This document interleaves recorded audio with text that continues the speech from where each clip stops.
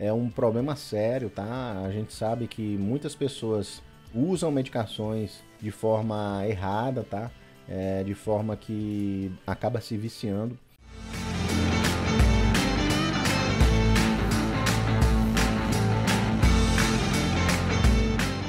Fala, meus amigos e minhas amigas laringoscopistas. Hoje nós vamos conversar sobre a Dolantina, que é uma medicação que precisa de algumas observações especiais, certo? Então, se você gosta dos meus conteúdos, todos os dias nós temos vídeos aqui às 20 horas e eu falo sobre medicações, as minhas opiniões. Tem um conteúdo bem interessante, então se inscreva. A Dolantina, pessoal, também conhecida como meperidina, na verdade, Dolantina é o nome comercial, tá? E lembrando que eu não tenho conflitos de interesses com a indústria farmacológica. Como a gente vai falar nomes de medicações aqui, né? A gente tem que deixar isso bem claro, ó. Eu tô aqui no Google, coloquei simplesmente o nome Dolantina, e aí ele já trouxe uma série de informações, ó. Petidina, outros nomes, né? Meperidina, piperosal, dolosal, demerol, ou ainda a Dolantina. É um opioide, tá? Ele colocou aqui que é um analgésico. Sim, é um analgésico. E é um analgésico da classe dos opioides. E por que eu tô falando dela aqui, né? Porque é interessante trazer essa discussão. A Dolantina, em alguns hospitais aqui de São Paulo, inclusive, ela foi retirada. Vou até ficar grandão para você ver quanto essa informação é importante. Ela foi retirada das farmácias de muitos hospitais aqui de São Paulo. O Sírio-Libanês, o Albert Einstein, o Hospital 9 de Julho, são os hospitais que eu atuo. Se você for até a farmácia e pedir a Dolantina, pedir a meperidina, qualquer nome aí que faça referência a essa substância, ela não existe mais, você não tem essa possibilidade de pegar para fazer no seu paciente. O que é que tem de característica, né, a Dolantina ou a meperidina? Ela é um opioide ali de potência moderada para alta, e você usa para tratar a dor em algumas situações específicas. Também ela tem uma característica muito interessante, né, que era usado muito para diminuir os tremores.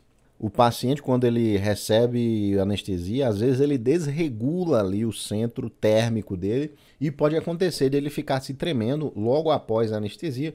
A sala é muito gelada, né? Às vezes o paciente não recebe um aquecimento correto e acaba que ele, no final do procedimento, tem tremores.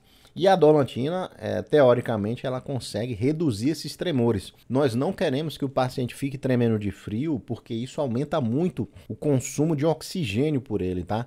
Isso não é vantajoso, pode aumentar até o risco de infecções do paciente que acorda se tremendo muito. E aí a Dolantina era usada nesses casos, classicamente, né? Era bem reconhecido por isso. Só que não fazemos mais Dolantina nos hospitais. Por quê, né? Por quê, Tiagão? Por que retiraram a Dolantina?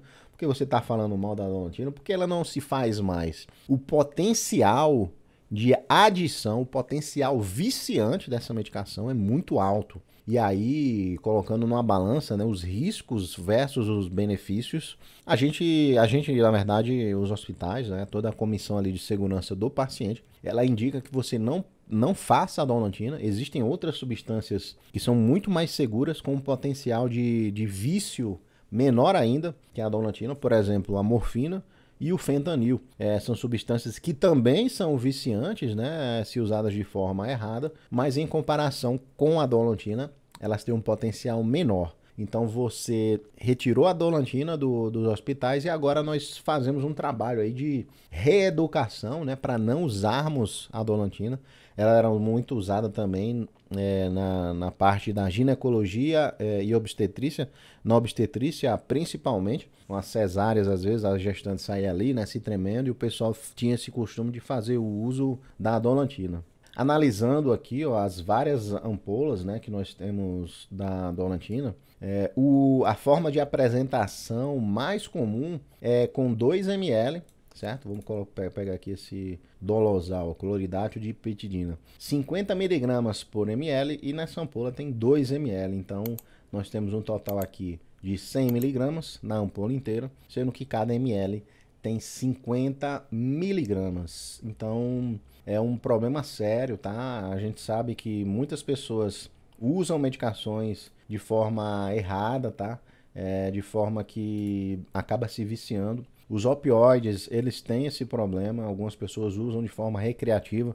Às vezes a pessoa está em depressão e encontra nessa substância algum tipo de prazer, algo que seja como uma válvula de escape, e vários profissionais da saúde acabam se viciando nesse tipo de medicação, tá? É algo muito ruim. É uma situação difícil porque às vezes eles escondem muito bem que estão usando, né? Disfarçam, fingem que não usam, tentam disfarçar da melhor maneira possível e conseguem, em sua grande maioria. Só que chega um momento que, infelizmente, acontece um colateral muito forte e na maioria das vezes é rebaixamento do nível de consciência, é hipopneia, apneia e essas consequências são fatais, tá? Às vezes a pessoa falece porque teve uma overdose ali de opioide, seja da dolantina, seja da morfina, seja do fentanil. São medicações que são usadas por pessoas que têm esse vício nos opioides, né?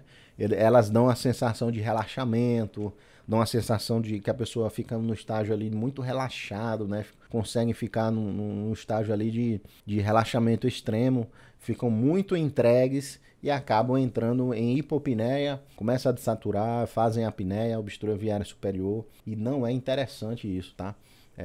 São essas as consequências aí do uso indiscriminado dos opioides.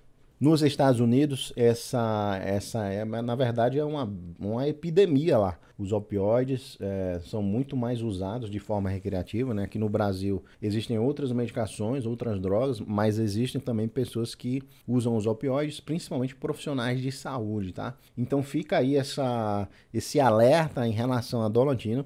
Eu não sei qual hospital você trabalha, se é um hospital que tem essa medicação à disposição. Se ela existe, né? Se existe a possibilidade de você pegar a dolantina na farmácia e fazer no paciente, use-a nas últimas consequências. Tente fazer de tudo para não usar essa medicação no seu paciente, porque você pode ali iniciar um processo de adição dele e depois as consequências podem ser piores. Às vezes você não tem nada, às vezes você não tem morfina, às vezes você não tem fentanil, não tem tramal, você só tem uma dipirona ali e o paciente está com uma dor extrema, não tem jeito. Às vezes é colocar na balança os riscos versus os benefícios. Nessa situação em específica, eu acho que cabe sim, por uma situação de dor extrema, que você não tem nenhum outro opioide, mas na maioria dos lugares você vai ter algum tipo de opioide fraco, como o tramal, ou até mesmo a morfina, e aí a dolantina ela fica totalmente de lado, você não usa ela, faz de tudo para não usar, por causa dessas consequências aí extremas, tá? De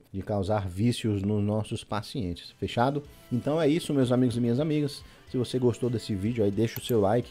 Aqui em cima, ó, tem um QR Code para você ir para o meu site, conhecer os meus livros, os meus treinamentos. No primeiro link dos comentários e na descrição também tem lá o meu site para você conhecer melhor o meu trabalho, tá? Grande abraço, seu amigo Thiago, e até a próxima. Tchau!